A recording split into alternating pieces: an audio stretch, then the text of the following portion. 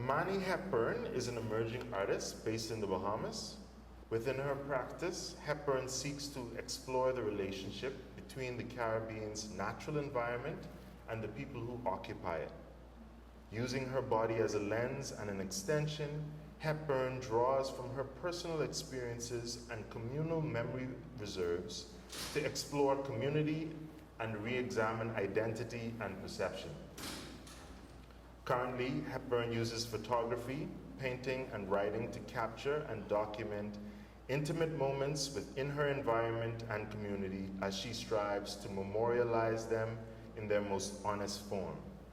Hepburn received an AA in art from the University of the Bahamas and is currently represented by Mestre Projects as an artist. Yeah, that's right. Congratulations on your first solo show. Thank you very much. Thank you very much for being here with us, Amaani. I appreciate the opportunity as always. Awesome. Oh, and I'm Matthew Rahming. I am the gallery manager here at Mestre Projects, and I'll be moderating the conversation. So let's get right into it. We're going to start with conversations around problem solving and process building a painting. So Okay. I think it makes sense to start with some of your earlier works. We have this digital work from, here we go, yes, there we go. This one is called She Reflection, correct? Yes, this is She Reflection. Yes, from 2018. Yes, is She Reflection or Altar of Reflection? Altar of Reflection. Yes. Yes. Yeah. And these are all digital works, correct? Yes, these two are two digital works from I think both 2020 and 2021. Okay. Yeah. So even though your practice is painterly, it begins in all of these different places, with the digital works, with the photography practice. Right. Why? How does multidisciplinary practice, how does it help you to better articulate what it is that you need to say? Why is it integral to the process of painting for you? Well, for me, I think that you can't make something out of nothing. There's something always originates from a place. And as an artist, you even on a smaller scale, you want to create something as in a response. There's always a physical response to something that drives you to making. And for me, the process of dabbling in different areas to come to the final execution is important, not only to create the final object, but also for me to understand the process in which I am engaging with. These two digital drawings would have actually originated from photographs. They would have been originated from photographs that I had taken myself. And before the photograph was even taken, there was a process of investigating my own thoughts and feelings around the subjects of these two drawings. They're very personal and intimate in the essence of what I was thinking of at the time, exploring femininity, but also my own place within that, exploring the gaze, my own self-gaze, but also the gaze that is put upon me. So that would have already started the process before I even get to the drawing, before I even get to the photographing. Even some aspects, I will engage with poetry or other forms of media prior to that, before I even start drawing or anything of that sort, to help the visualization and thinking, and in some aspect problem solving, You talked about drawing quite a few times, and I know that drawing is an important part of your process. You do lots of iterations of works. This sketch here is a drawing for this painting to a Yeah. point of mutual understanding, which I think is probably one of the central pieces in the show. Yes, Is that well, fair to say? I think so, yeah. It's one of the main pieces. What I wanted to ask you about is what is different about drawing versus painting that makes both steps necessary to the process? What is problem solved in the drawing that doesn't happen or has to happen before we can get to the painting? That's a good question. For me, the drawing process allows a sense of elimination, a sense of not even elimination, but isolation, isolating ideas and thoughts, or the visual iteration of it. Because a photograph is a photograph, and it's taken, and it has a lot of information in it. But for me, for my process, the photograph allows me to document every single piece of information that's present and that I want to capture. It might even help me with the composition and the framing, because they're real items that I would like to capture and understand in a 2D form, because your eye is first. Your eye creates a plane and an understanding first, and then after that, photography helps me flatten some of that so I can get a full scope of the information. And then drawing allows me to isolate ideas within that information that are more important to me in that aspect. But the jump from drawing to painting is different in that sense, because the paintings aren't really a one-for-one iteration from my drawings.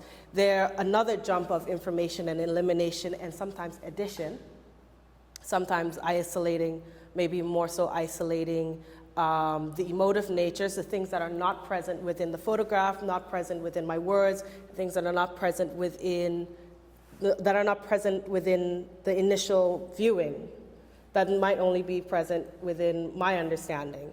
So to me, that's the jump from ideation to drawing to painting. There's distinct areas where they split apart, and they serve different purposes in the overall process.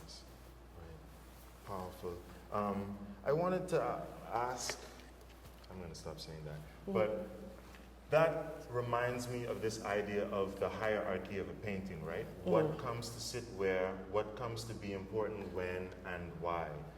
Lots of the objects in your painting, lots of the things in your drawings, they are quote-unquote mundane objects, or you have a reductionist hand to a certain kind of way that the particulars of, let's say, the plants and vine work in this work kind of fall away. We can't see a particular species of plant or pick that out, but we get this essence of the feeling of nature and almost like a metaphor of nature, but you're still articulating in this way that's very traditionally landscape. What I want to say is that intersection, that push and pull of real and imagined reality. I know why, but I want you to touch a little bit on why reality sometimes, and why more than reality, why less than reality. That this idea of detail and abstraction becomes something you play with across the body of work. Right?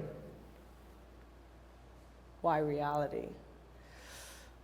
It's a good question. Trying it. I'm thinking,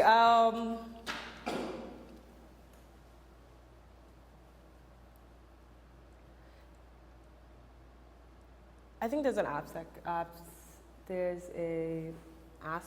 of perception and my perception, because you mentioned, like, to you, or at least from your perception, that the objects in the nature and things become abstractified. They become so separated from what they initially were that, you know, you get the essence and feelings. But for me, there's distinct, for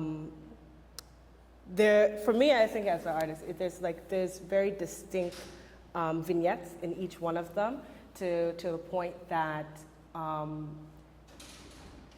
even in the execution of no light, no sense of time, no sense of real things. These are the realest aspect to me. Like, I can identify each and every one of them.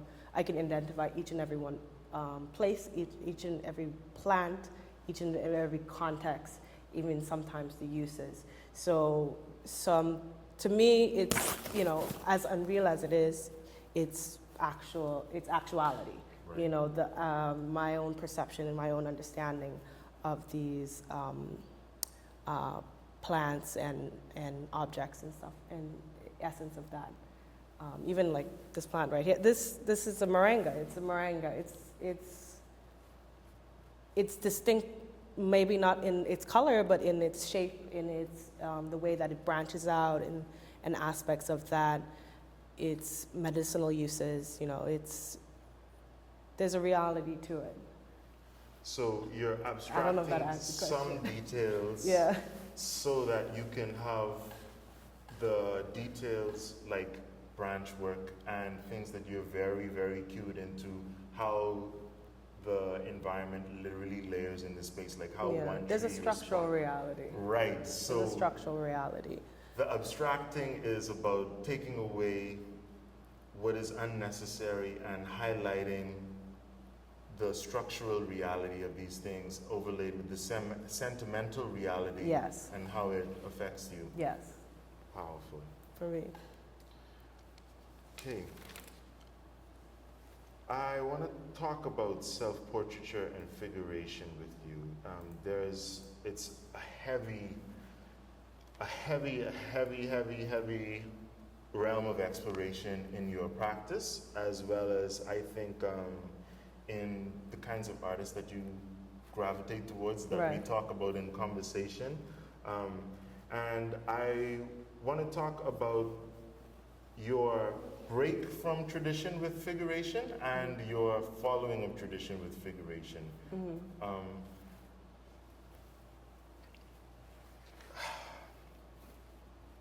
The gaze is something you talked about earlier.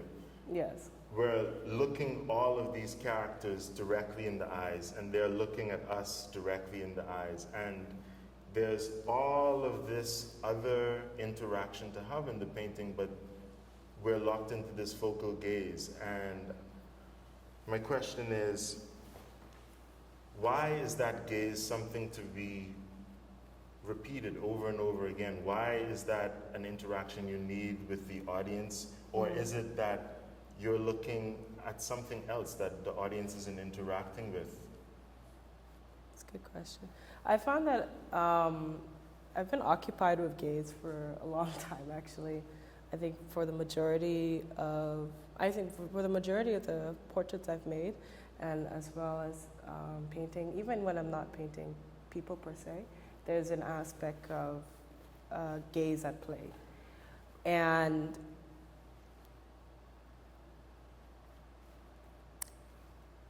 it might be because of personal reasons. I might be personally occupied with how I'm perceived and how I perceive others. It might be from a cultural, societal perspective. I think, you know, in our country, we're very occupied with how we perceive others and how others perceive us, from a smaller local level and into almost in a world stage. You know, from a young age, you're told that, you know, you're supposed to look right, sit right, be presentable. If you go into other people's house, you know, in other people's spaces, you know, you can't trust other people to take you at, you know, give you the best benefit of the doubt. You're supposed to present properly. So I think there's a big aspect of there's a big aspect of gaze in general. There's a confrontation in it. Yes, confrontation. That's a good word for it. a confrontation is always present, at any point where you're arguing for yourself or arguing for your own thoughts or presentation, there's a confrontation present. And I'm not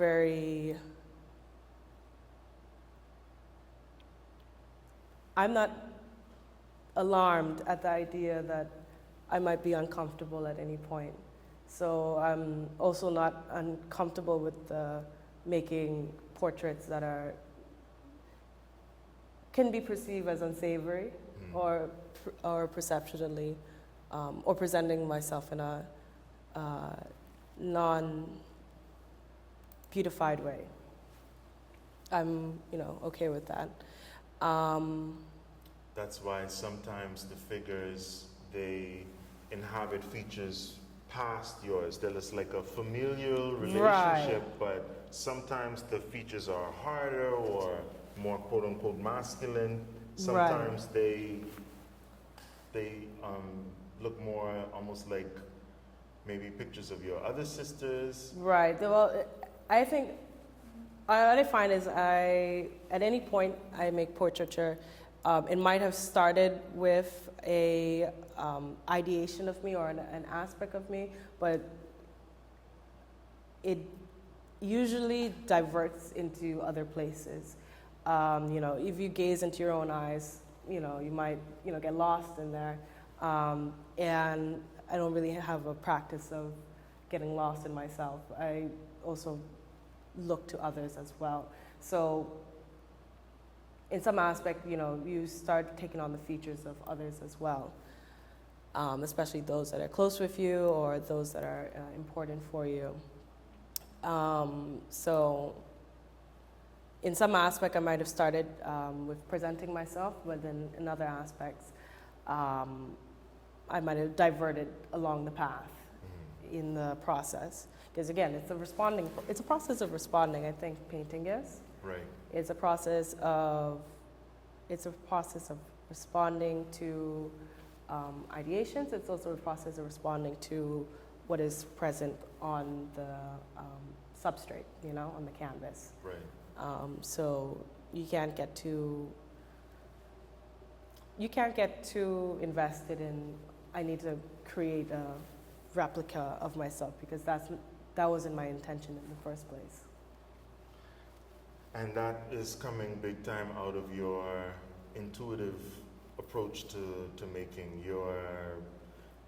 You create the image, you have your photo, you put that in your mind, but then you put that away and you start the drawing and it's a new work, right? Yeah. So there's all of these ways you're anchoring yourself, but the practice each time is a free thing, and you're letting yourself have the space to.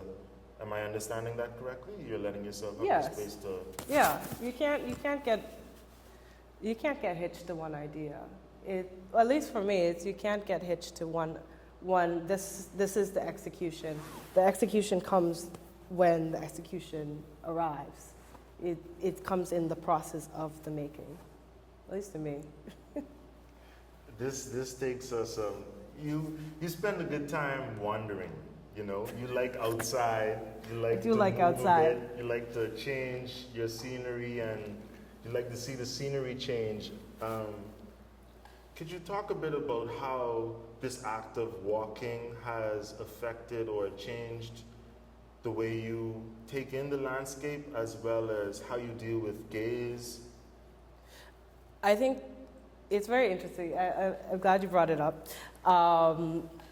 I think there's an aspect of observation, and to observe, you have to be present. You have to be kind of like in the mix. And for me,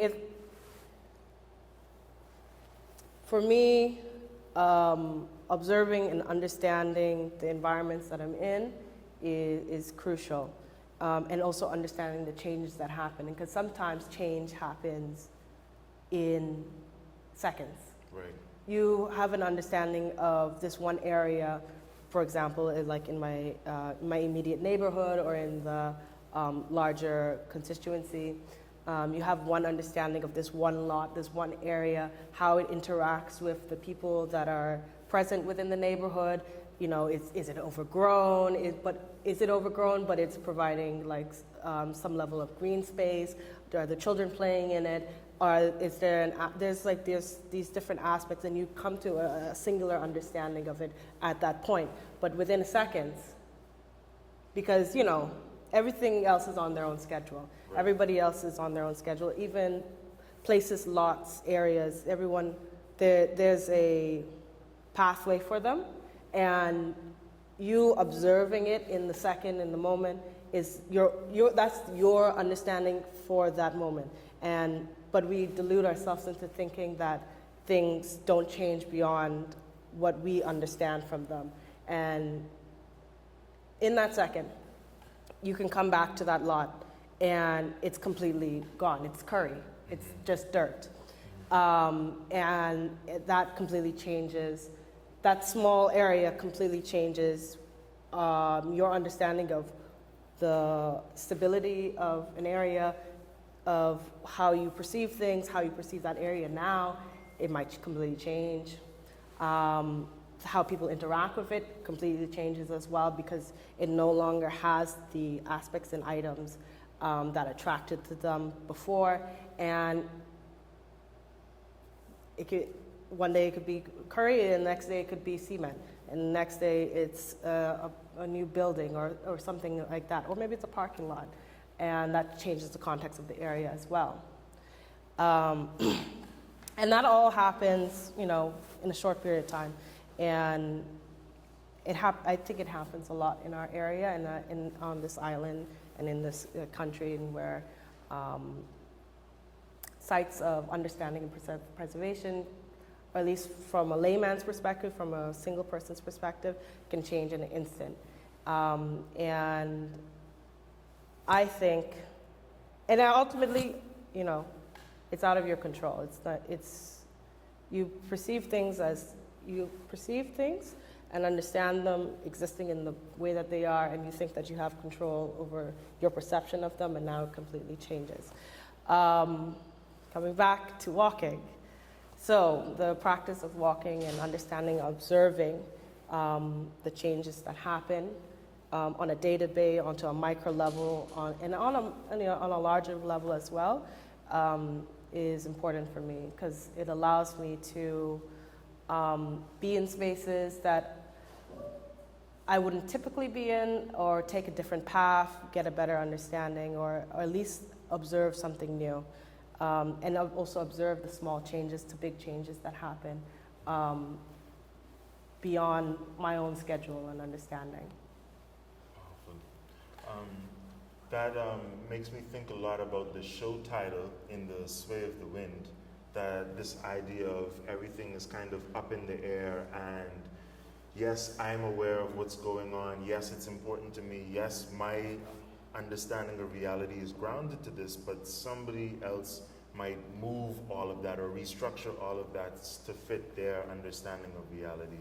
This whole idea of, so I want to ask,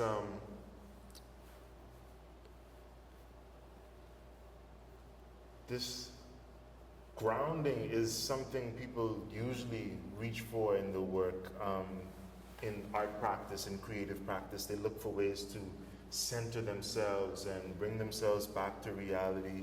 But it almost seems like there's this willing, whimsical departure into things caught in the sway of the wind for you. I wonder how active of it is. It a kind of retreat, or would you say that the paintings speak more to your state of being and let us into where your world, or is are the paintings a world that you're retreating to?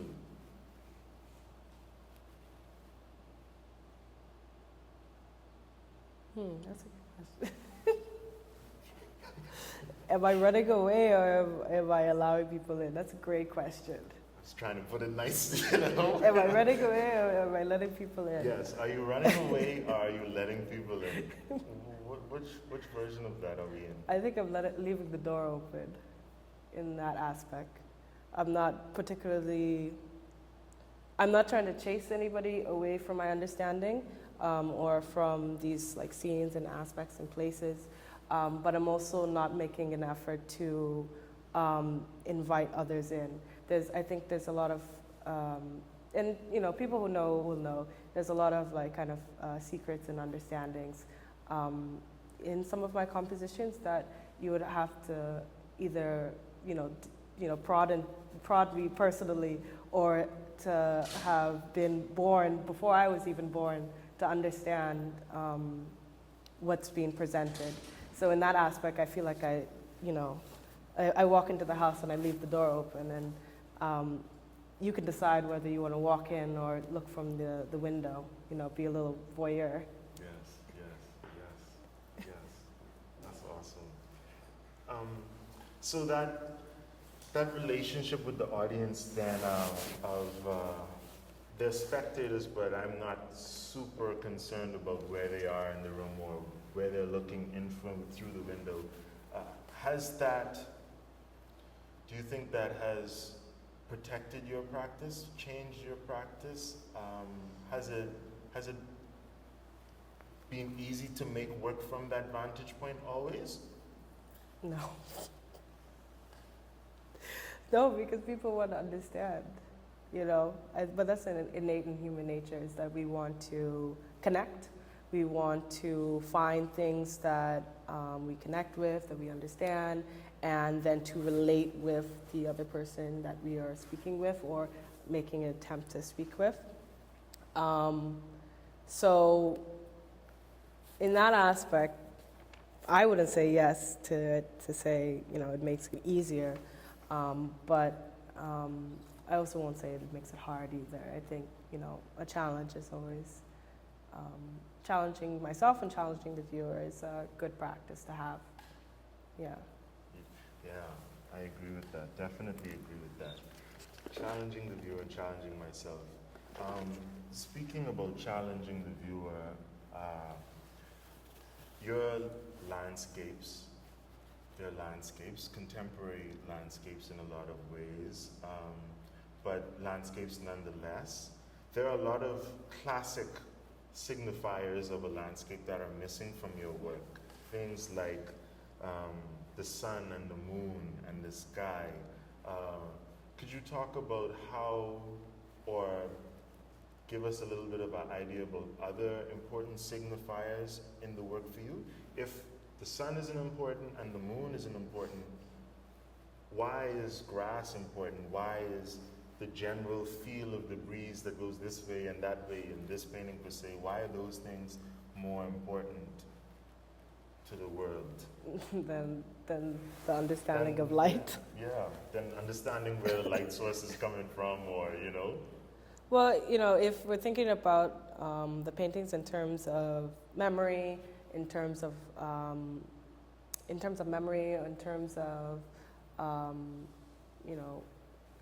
isolation of aspects. So back to isolation of aspects. Color is more important for me. Color is a response to light in many aspects. Scientifically, it is a response to light. Yes, it is. And also it's a response to our eyes understanding light. So for me, color is an important aspect. It's a very, perceptual thing, personal thing, as in like each person, ultimately, right? My eyes understand and perceive color in one way, and how that also connects to memory and also emotive feelings. But I also understand that it connects with people differently from person to person. The existence of people who have a spectrum of color understanding, right. The spectrum of color blindness or color difference is an aspect, and is an aspect you can't control as an artist, and an aspect you can't, you can only make from what my eyes see and from what my eyes feel. But so you reach towards what is heavily instinctual most times. Yes. So the understanding of value, the understanding of color, and then also how that emotively connects.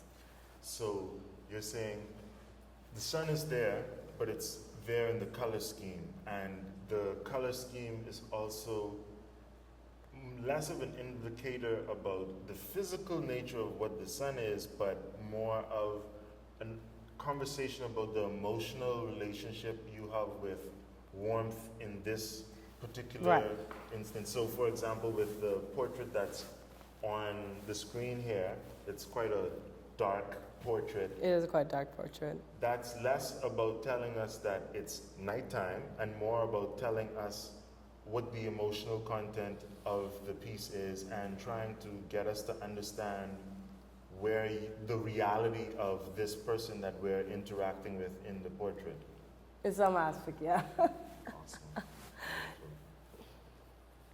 How am I doing for time for the audience? Great? Excellent. Okay. Excellent. Okay, so we talked a little bit just now about this idea of color theory and color scheme. I want to expand a little bit about that. Certain colors reoccur quite heavily. Green, in particular, stands out to me, especially because your use of green is not necessarily to paint leaves. You're not going into any of these portraits where there are largely leaves and using green to paint the leaves. But the green becomes like a foundational thing to the building of the painting. Yes.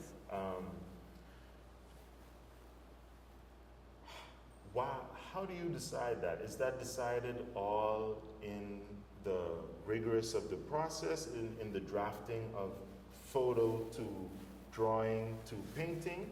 Is that something that color theory comes to be dealt with only in the paintings? Or is that something you have to plan kind of separately as you work through the work? It's a mix. It's a mix. Typically, I'll do smaller studies before I even get to the larger executions, and where I experiment with different colors and how they react with one another. Just to get an idea of how these mixes of the paint, it is getting a little technical. It's getting into like how these mixes of the paint pair with this color set. There's basic color theory and understanding present as well. It's red and green. There's complementaries. They're complementaries.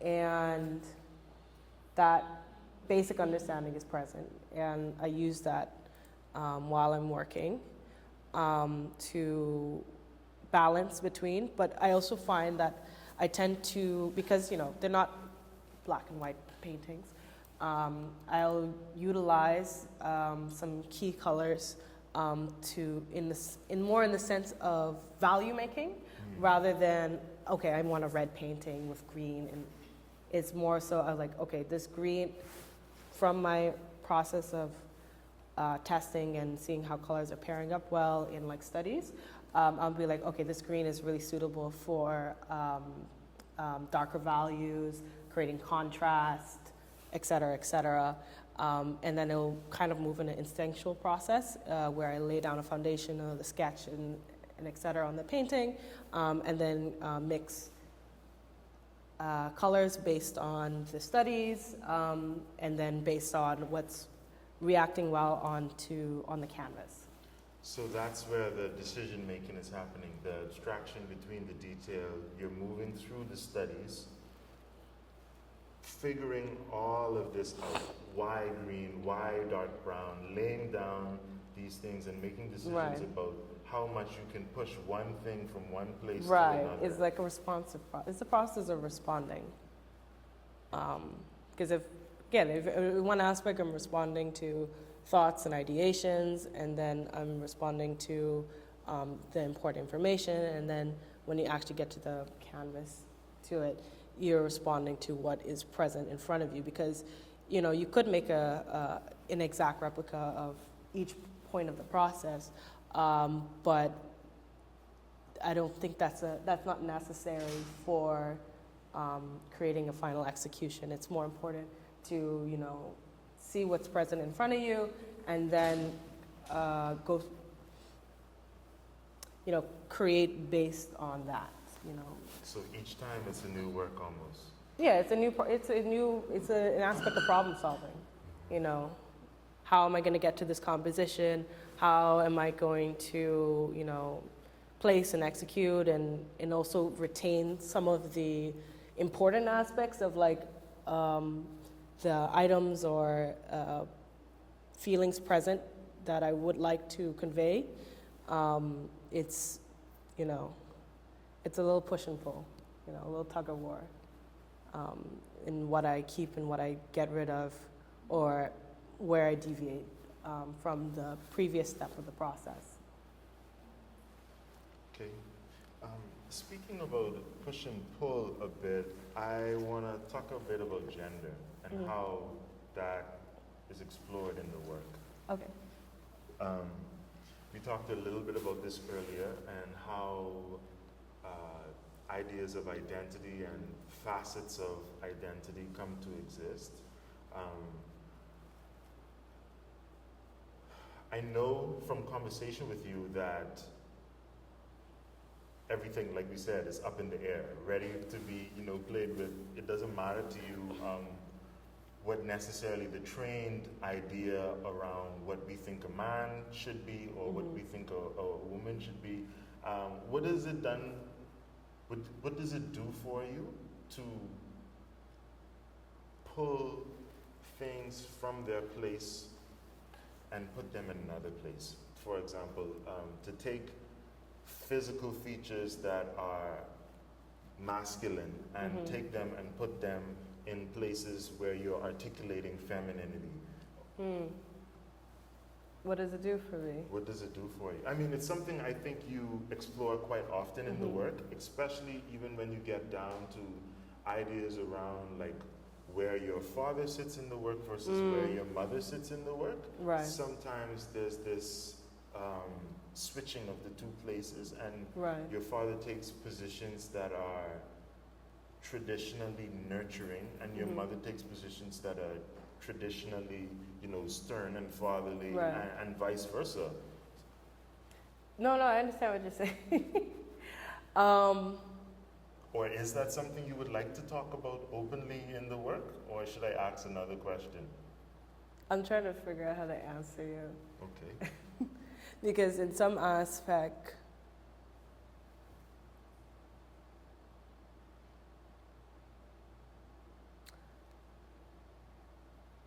let's move on to another question. Because I have an answer, but it's not coming to me right now. Sure, we can definitely circle back around to that. Let's circle back.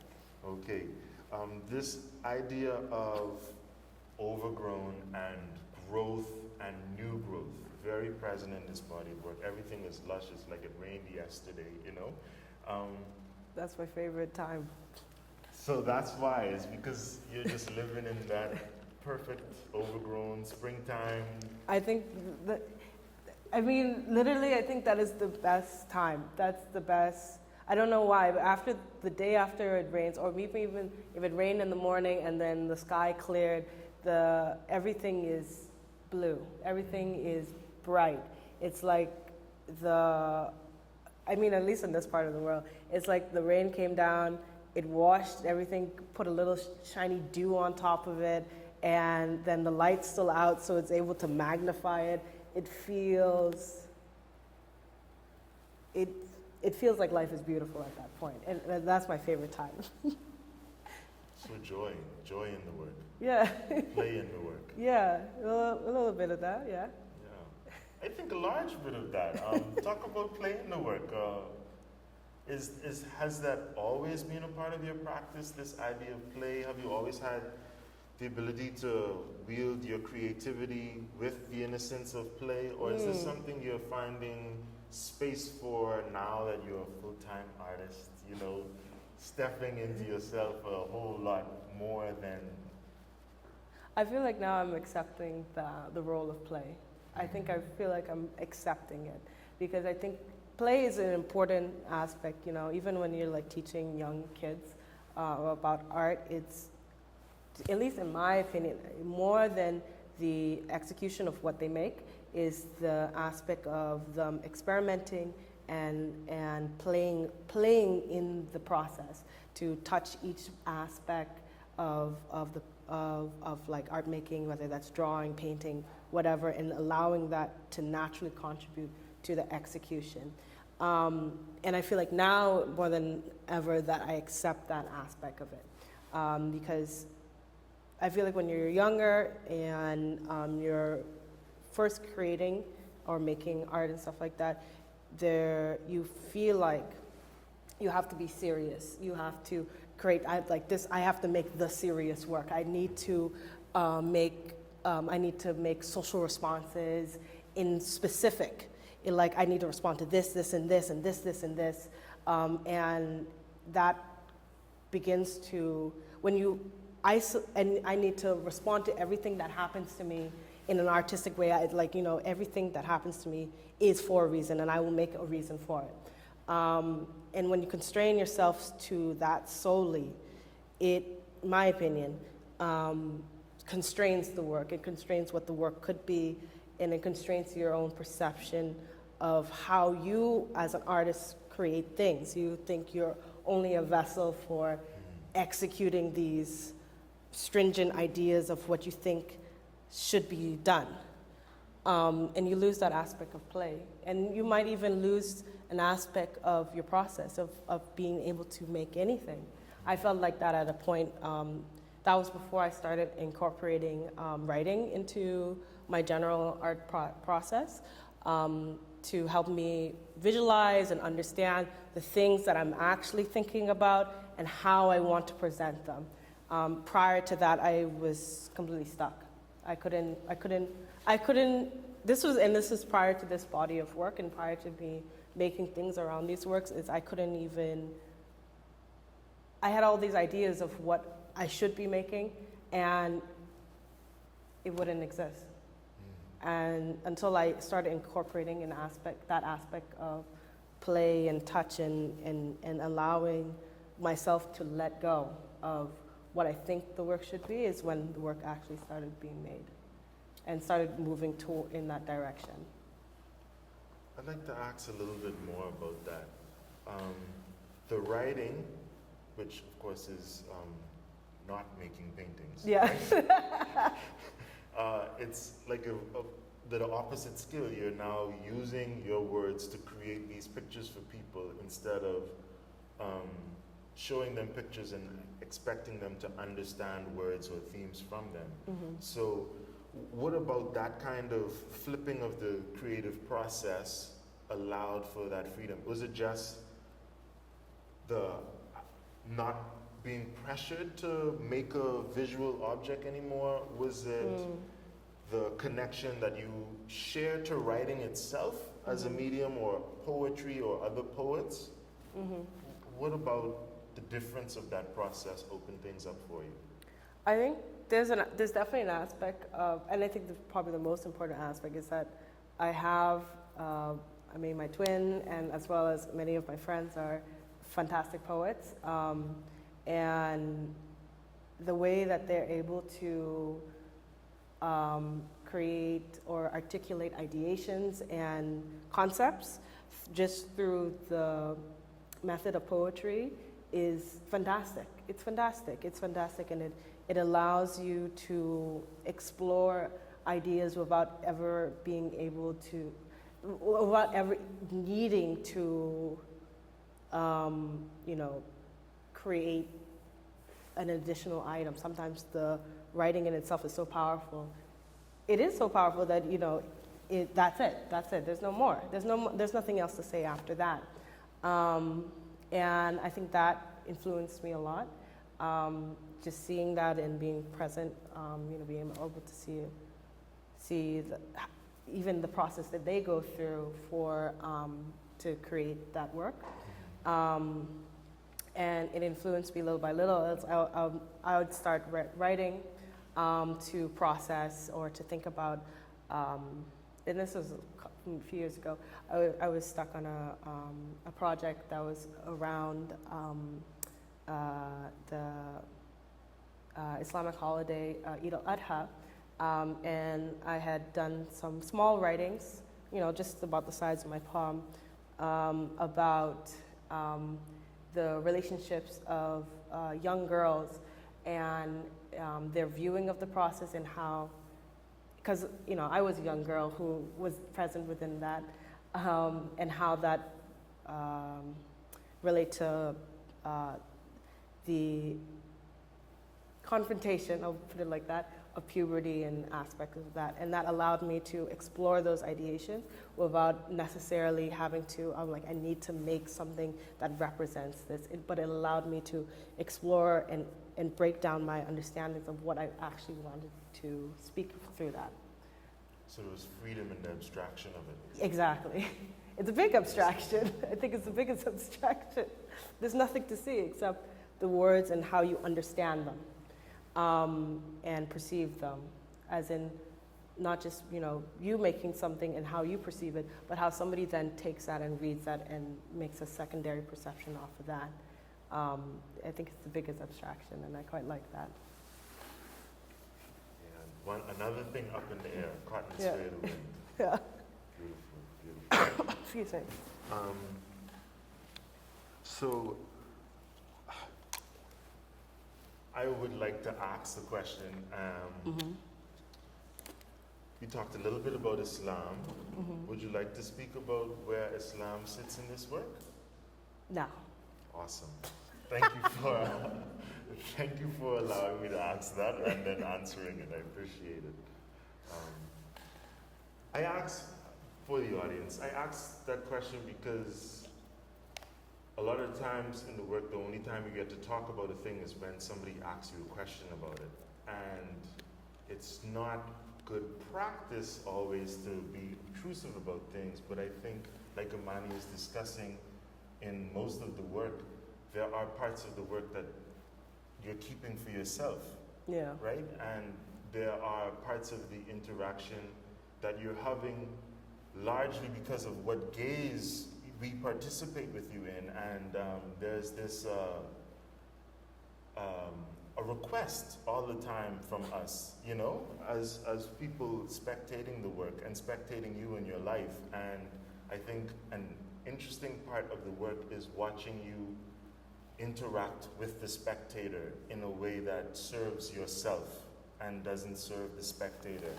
And I think that that's an important confrontation, Yeah. So I just shining a light on that. Yeah. Well, that's more for people than not for me.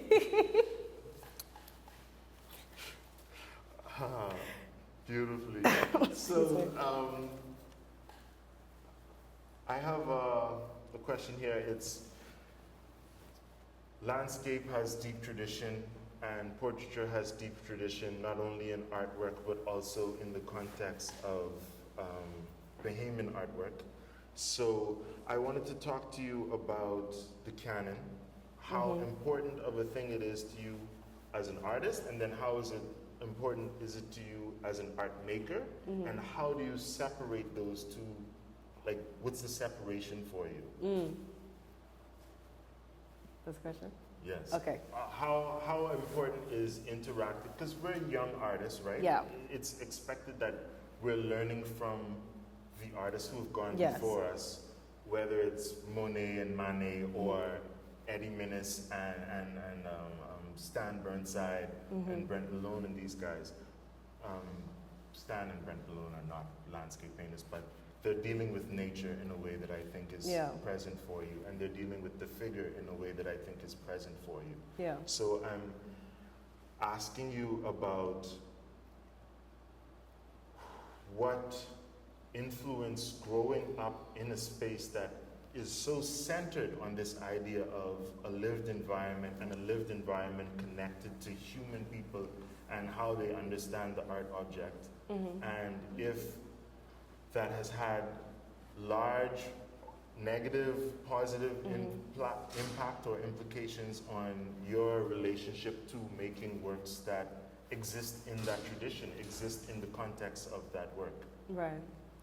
I think it is important to, especially as an artist at any point of your career, to have an understanding of what came before you, and it's to some aspect the process and problem solving and understanding that you can ascertain from other artists, whether in your circle or prior to that. I would have learned about, this is a real throwback. I would have learned, I would have learned about a lot of Bahamian and Caribbean artists in my college years, in my Caribbean art history class. That was only for Michael. Yeah. And that type of exposure is very important, especially as like a younger artist, to get an understanding, because there's no original idea under the sun, and at any point. But there are a lot of tandem understandings happening at the same time. So it's good to engage with them. You might not be making something based on somebody's work per se, but there are a lot of tandem understandings happening at the same time, and it might shine a light as to what you're responding to and what other people are responding to at the same time. And I've told you this before, Matthew. I don't think it's very important for me to be concerned with how I fit into the canon. I don't really think of it at all. Because that, to me, crosses between having an understanding of what's happening around you, and then into becoming obsessed as to who you are within everybody around you. And I'm not very interested in that, or at least interested in actively thinking about that.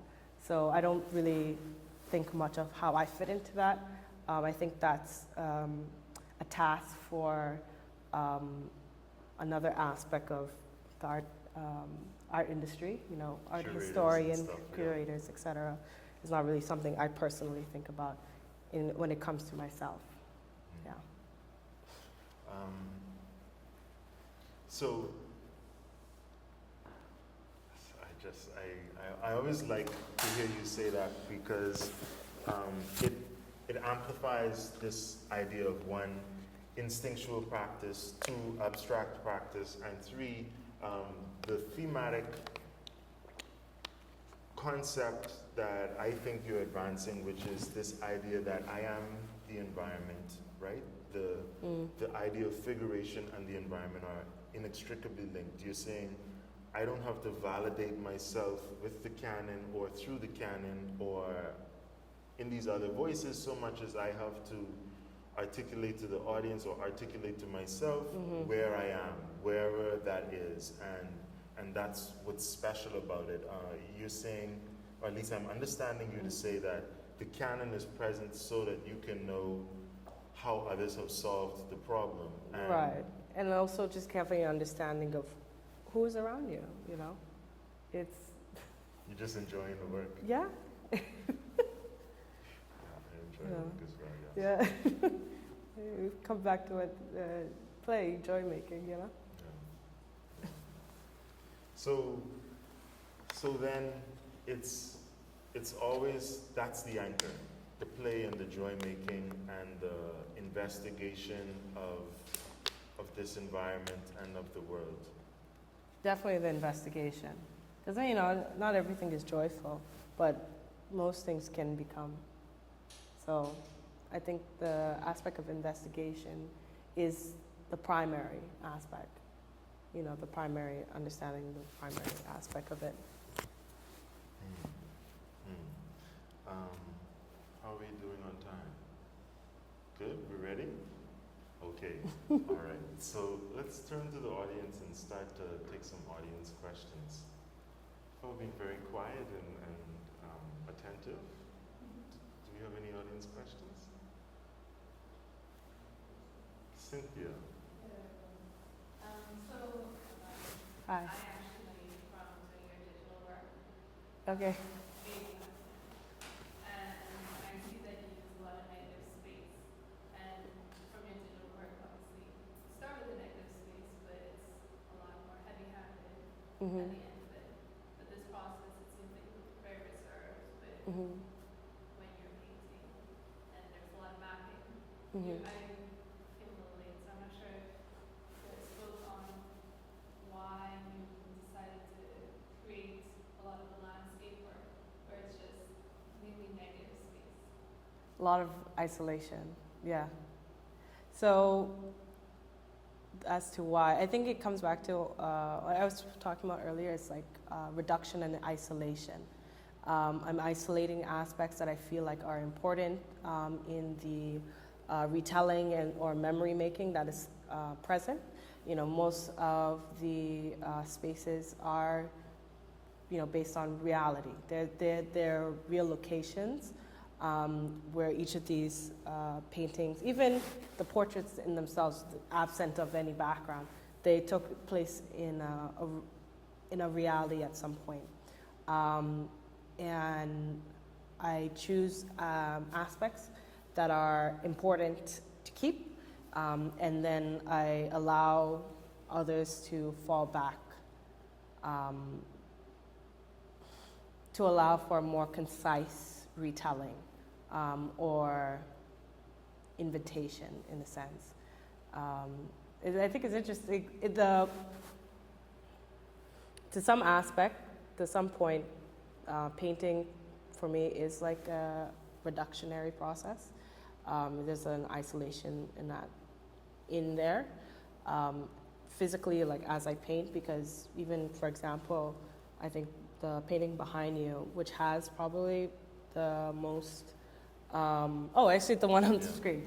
It has the most aspect to me of deleting and reconfiguring the negative space is, I mean, to a technical point, to complete the painting, it's each of the aspects are painted in each of the small squares. It's not, I'm starting from the back and then coming forward to pull the foreground and background apart and then put them back together.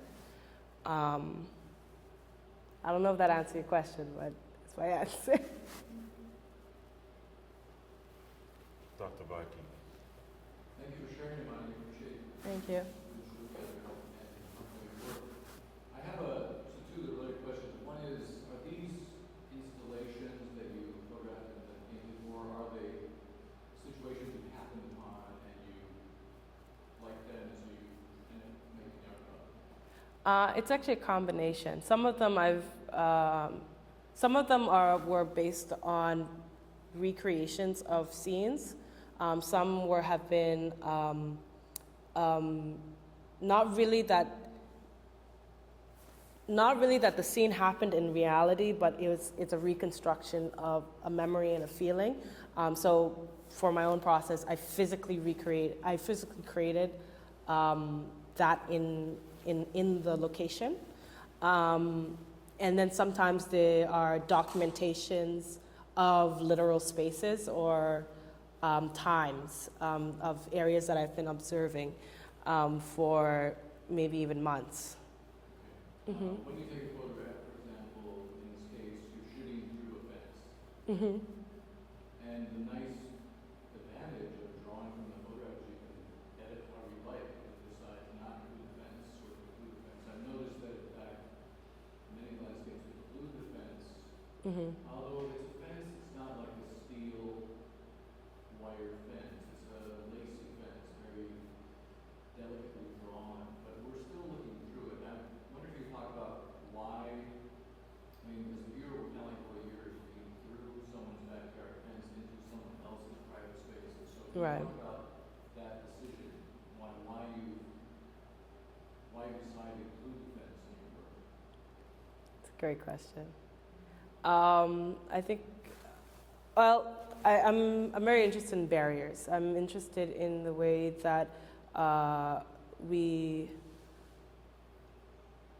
I'm interested in the way that we allow others into our private and intimate areas and thoughts. but I'm also interested in the way in which we block and shield others away, creating a distancing in that aspect. For me, the fence can be a sense of protection, but it also can be a sense of exclusion. And whether you feel like you're, as an audience member, you're being excluded from the scene or you're being protected from an unknown, I think is important. That's more important for you to determine than myself. I know what is my thought. Some aspects I'm protecting, some aspects I'm creating a barrier. But the barrier is so thin, it's almost as if it's there and as if it's not. I also, it's just a side, I think, as you know, I think Bahamians are very obsessed with security, not only in like the sense of fencing, but also in like the bars that we put in our houses, sometimes the walls we create around our homes.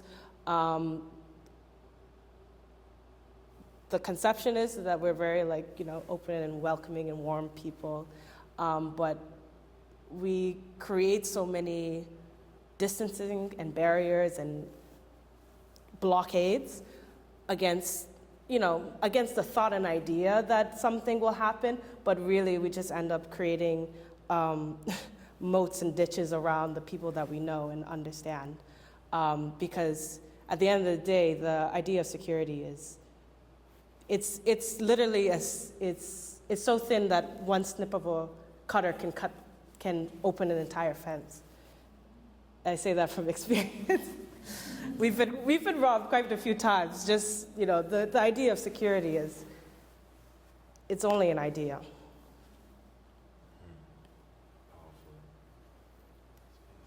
I'm going to try my best to articulate what it is that I'm sensing and feeling. You speak about joy in your work and joy and how it connects to memory. But I also see in terms of like the negative space and in the deep colors this balance of memory connected to loss and mourning, Yeah. combined with a lot of the self-portraitures or rather portraitures of like these women that look similar but have their own different personalities, different hair textures. I think a lot about girlhood.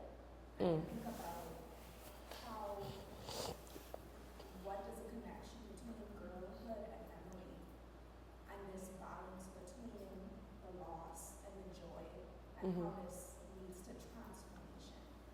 And I guess I wanted to ask you about like How that ties, how that marries together. yeah. It's a very astute observation. You know, I think many aspects, you know, and everyone has their own opinion. I think girlhood is violence.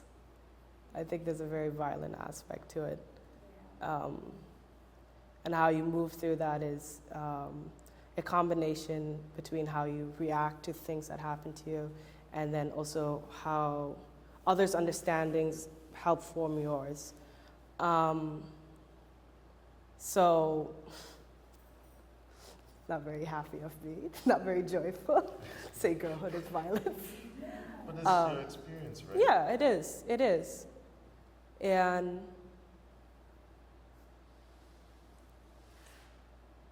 I think it's a contrast. It's the contrast and the balance, you know, because you can't exist in, at least I can't exist, knowing one reality and not also acknowledging the other. You know, I can't, you know, make artwork about my you know, my family and my father and stuff like that, without also acknowledging the flip side or the other understanding.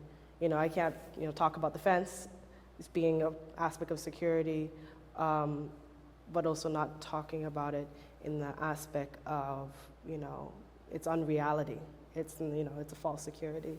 You know, the two are present at the same time. And I just want to pull a little bit more detail out of it. yeah, By false security, you're saying that what has to be protected in girlhood or in early womanhood in a lot of ways is unprotectable. yeah, it's unprotectable. You will like.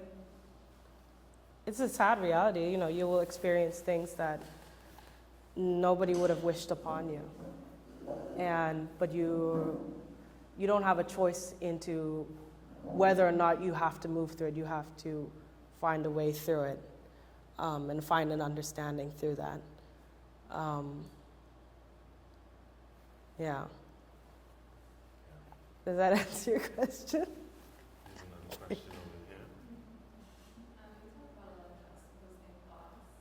You have this outward landscape that's very big, and then you have very intimate portraiture just above your head. Mm-hmm. And obviously you present differently than that. So I'm wondering, were they all made at the same time frame, or why did you pair them? I've made the portraiture at different points and different understandings. So I think when I was finishing college, I think that was my final. I think that was my final, actually. The kind of like delving into portraiture is the self-directed final, as far as like an area of interest. And prior to that, I was already. That's these works, right? I think she's talking about. Well, yeah, that was that. Yeah, that's from college. Yeah, from college time. I was already delving into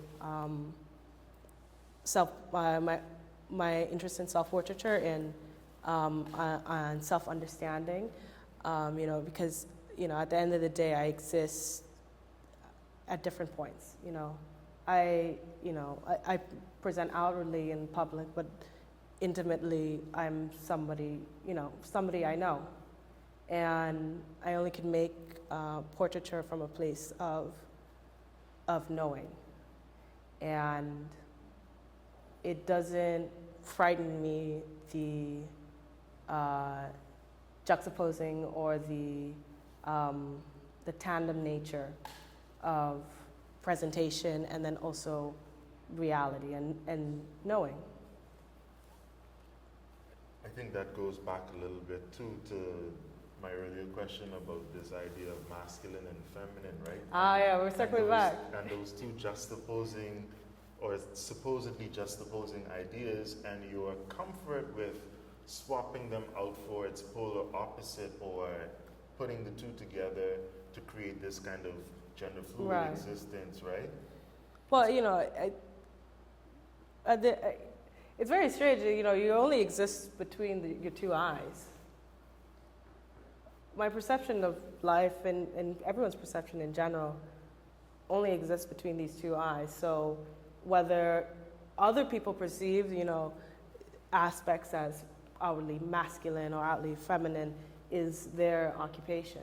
It's not really my occupation. I literally can only see out these two eyes. I don't know what I look like to other people. I know what you look like, but you don't know what you look like.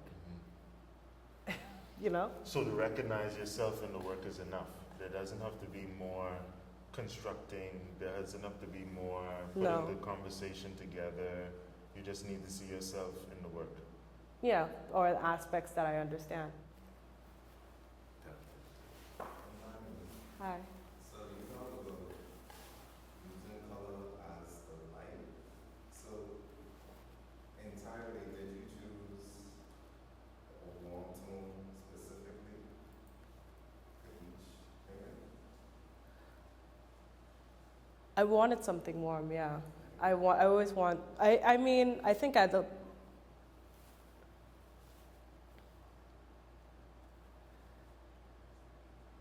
think it's connected with how I feel about work in general, and just in sometimes I guess in light in general, is that there's always a warmth present. I mean, it's very difficult not to perceive the warmth when the sun is this hot and the light is this, like the amount of light that there is.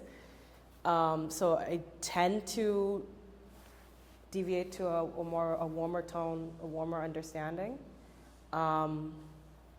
and contrast it with cooler colors. But because the underpainting is so strongly one color or strongly this bright and warmness, it doesn't get overpowered by the darker tonalities I might use. Yeah. I think the way it's situated, the fact that the chairs are room, the warm tone gives it a welcoming feeling. Yeah. Nice.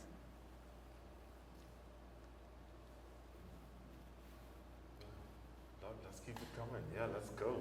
This, Let's go, Cynthia. Oh, Dr. Bunker?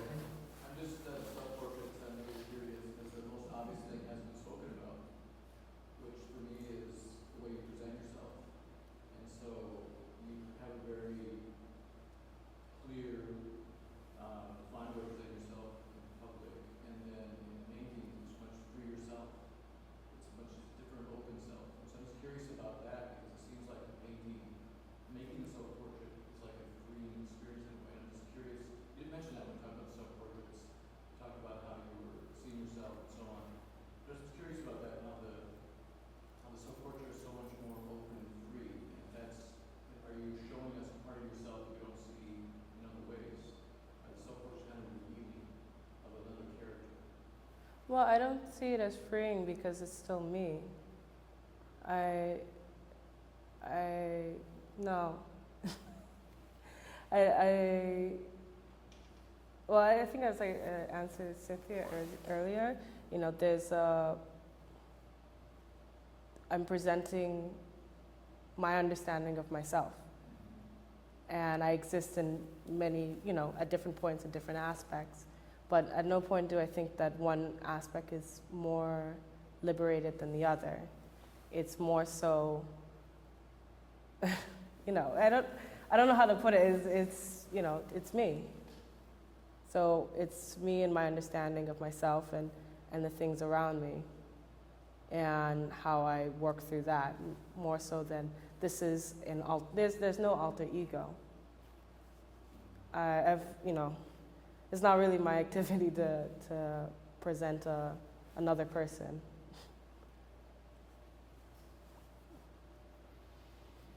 Powerful. Powerful.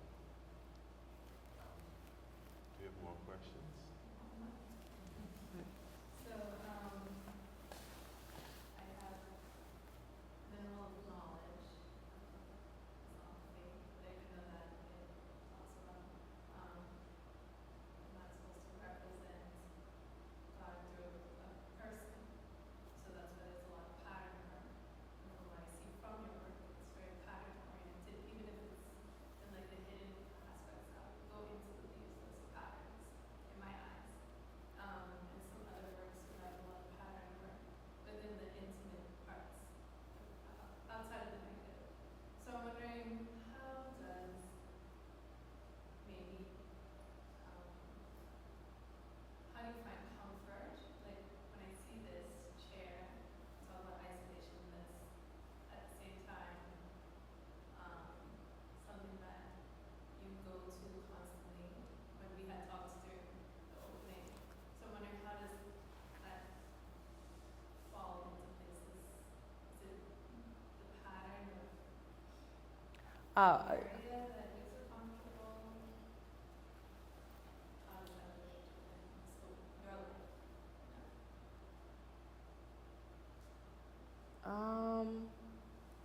Are you asking about the pattern work, or are you asking about the chair, the subject? So you talk, a lot of your talk, me, is everything is kind of connected. Yes. So I'm wondering how this isolation aspect deals with the religious aspect. Because I'm not in Islam, so I only see the visuals Right. of experience being experience. Right. So I'm wondering, how does that visual connect to your experience?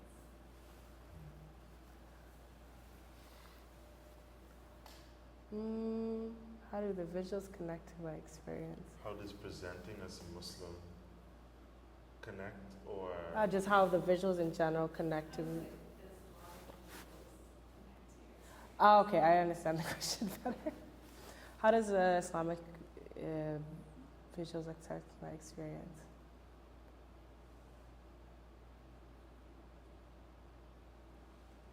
I feel like I have to circle back to this question. I will circle back to you after the talk. Because I'm not really sure how to. I mean, I feel like there's always an aspect of connection, you know. Everything is connected, you know, everything exists in this world. And your choices within it also are something that, you know, you have to reckon with at any point. And, you know, my choices are something I'll always have to reckon with, you know.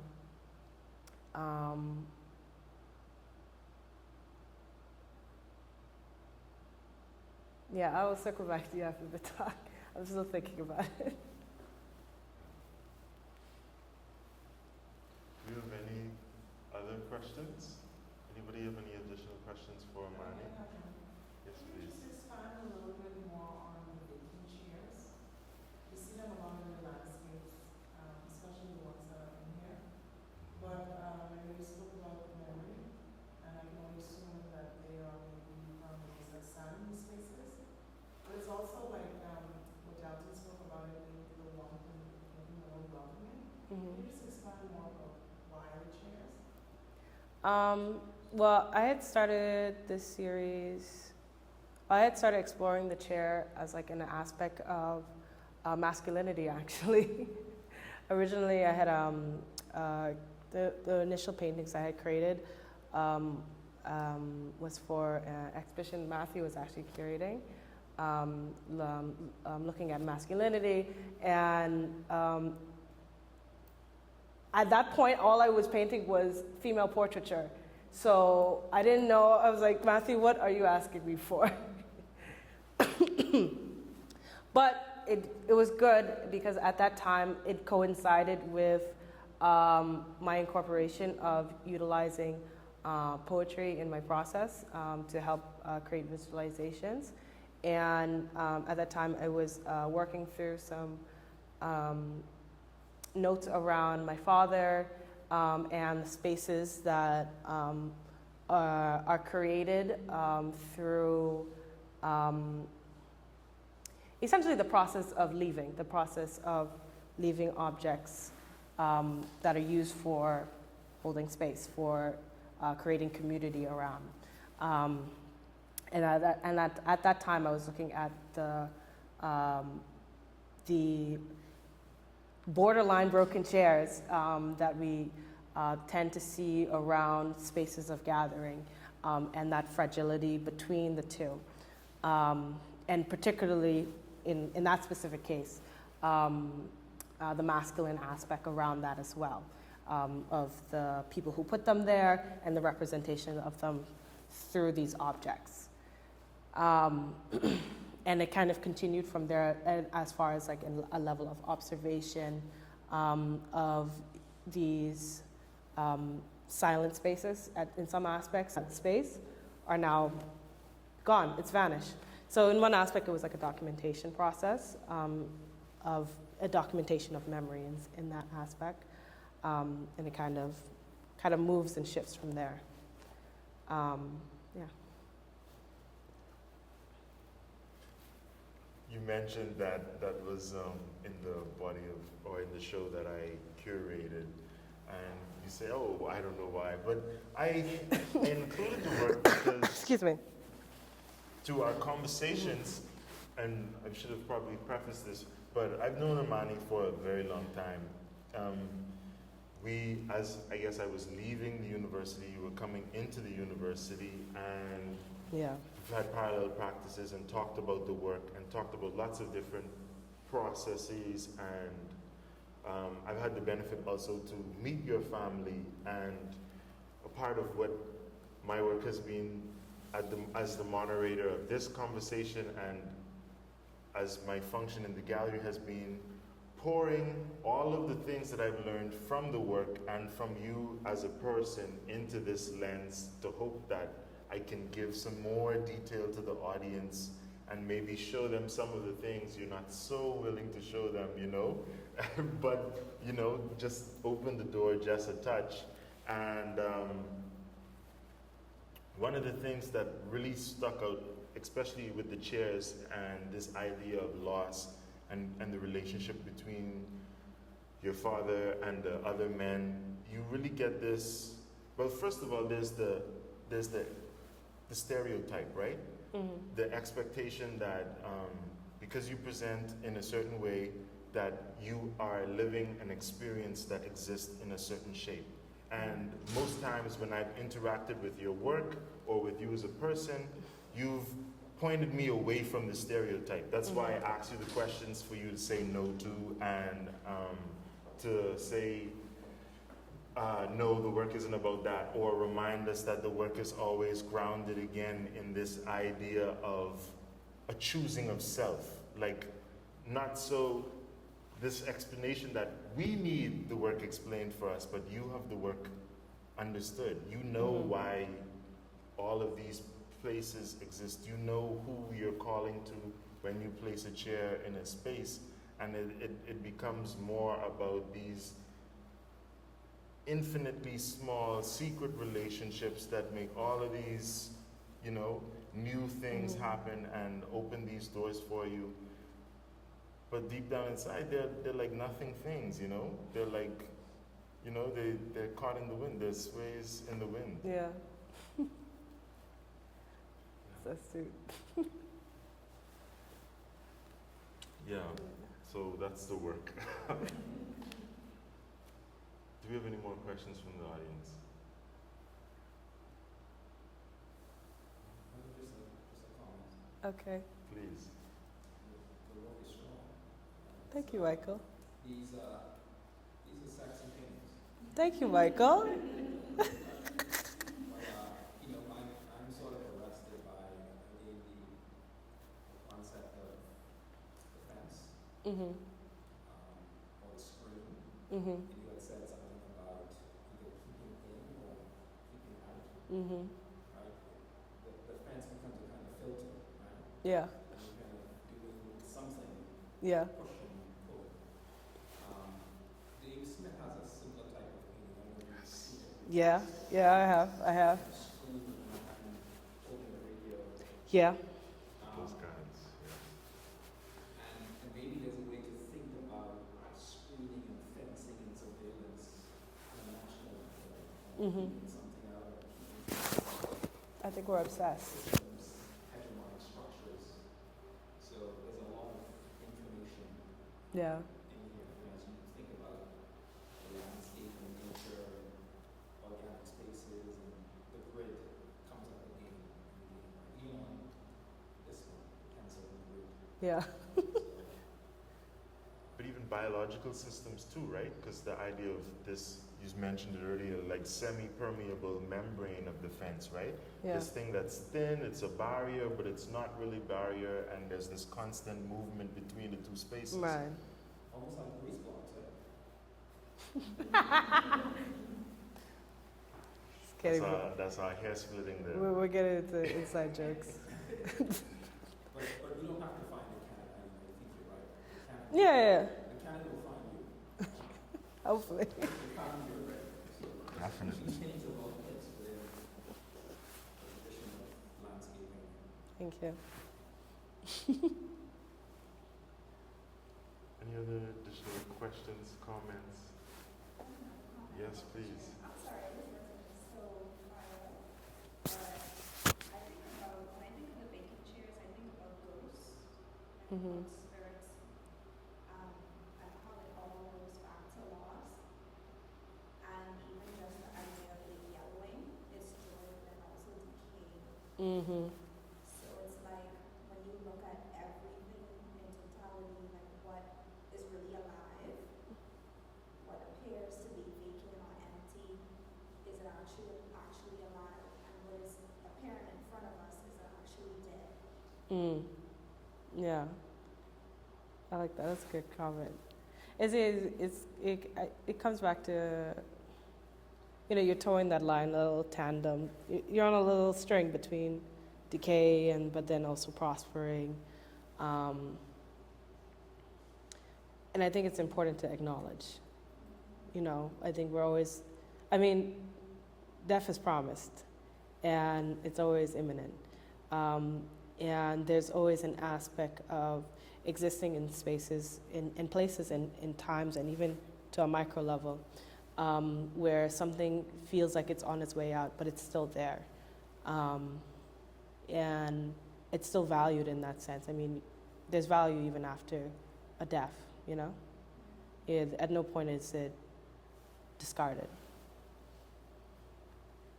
Well, can you say the chair is suggesting the human form, right? Yeah. You sit in chairs, right? Yeah. There's a body that sits in the chair. Yeah. And so you're really speaking about the human form without painting it. Yeah, that's. Perhaps. Yes. That's that reduction coming in again, right? You're This coming back idea. to reduction, and then it's like not as isolation, but like isolating of ideas. The thing we talk about most time, this element of time, not just like how much time the work takes, but what time is it? What time is it in your life? In the paintings, is there time? Is there a time? What is time? Yeah, Time is a verb. does it exist in time?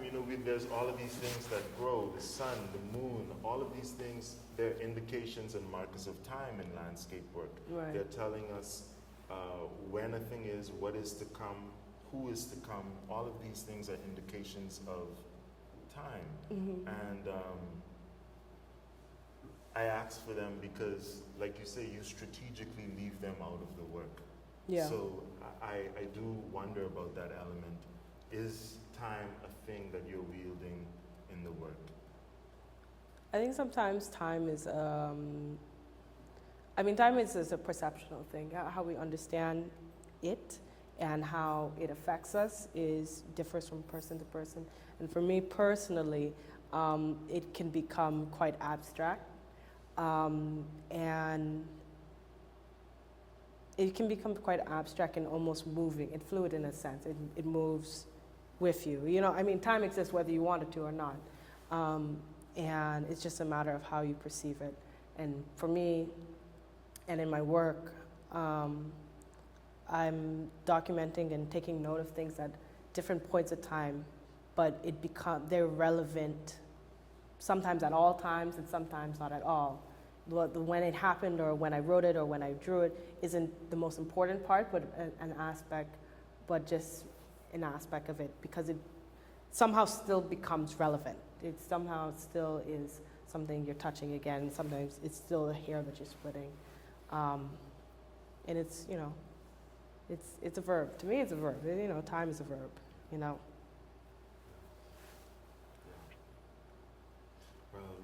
thank you, Amaani, for allowing me to ask that last question. Thank you. Thank you, Matthew. audience, for coming to see us. And Thank of you for course, coming. I really appreciate it. So many people came. I'm really surprised. It's a Wednesday night. I'm really happy you guys came out. Thank you for coming. All right, so that's our talk. So, Yippee. yes, bye.